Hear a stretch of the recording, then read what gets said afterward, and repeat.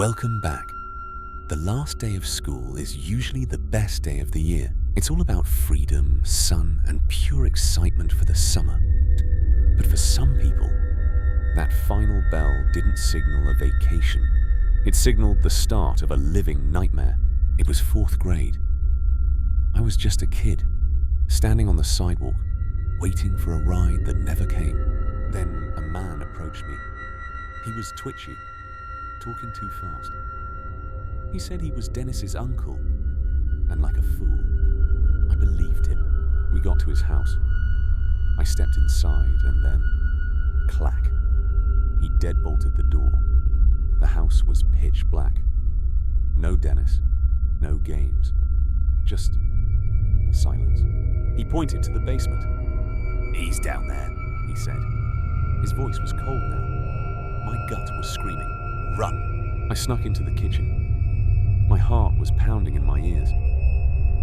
I grabbed the phone and whispered, "Please, I've been kidnapped." He grabbed me.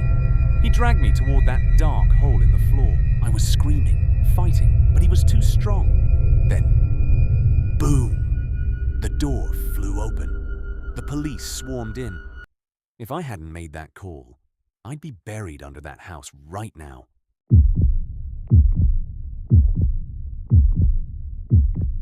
It was my junior year of high school, the last day of school. Normally, everyone would be at the beach, but the sky had other plans.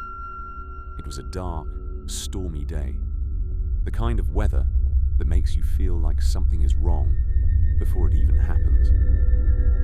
Since the beach was cancelled, my core group of friends decided to do something else. There was an abandoned elementary school in town that had been rotting for over 10 years. It was scheduled to be torn down by the end of the year, so we figured, why not?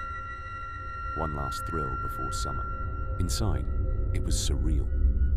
We were in a 4th grade classroom. Desks were still there. Decorations were still hanging on the walls, now faded and caked in dust. What was once a place of life and learning was now cold, dark, and waiting to be destroyed. The power was cut, obviously. We pulled out our phone flashlights, the beams cutting through the thick dust motes. As we walked, our wet shoes squeaked loudly on the linoleum floors. Stealth was impossible. Suddenly, a sound echoed from the far end of the hallway. We all went dead silent. We turned off our lights.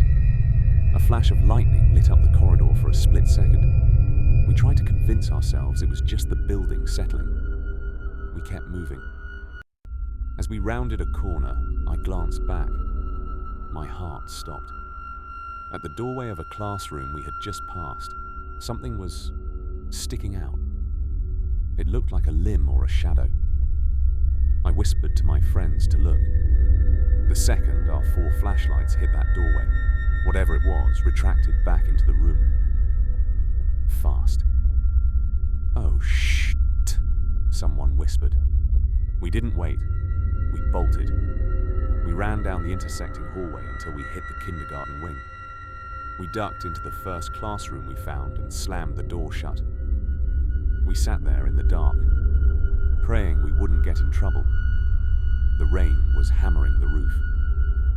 Thunder crashed every 20 seconds. Then, the door handle clicked. The door creaked open.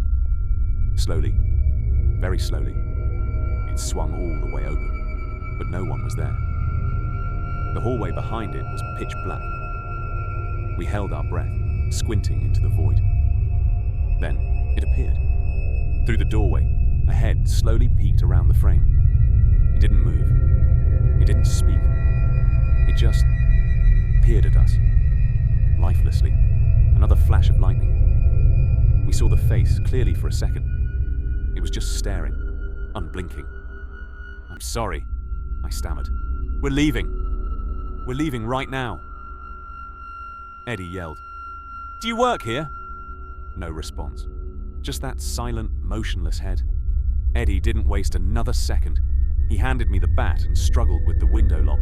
He slid it open, crawled out, and the rest followed. I was the last one. Before I climbed out, I looked back one more time.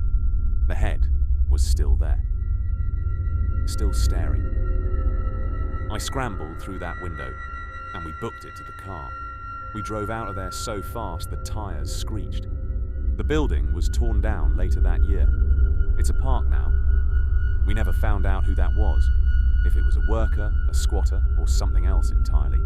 But to this day, I still can't stand the sound of a door creaking open in a quiet room.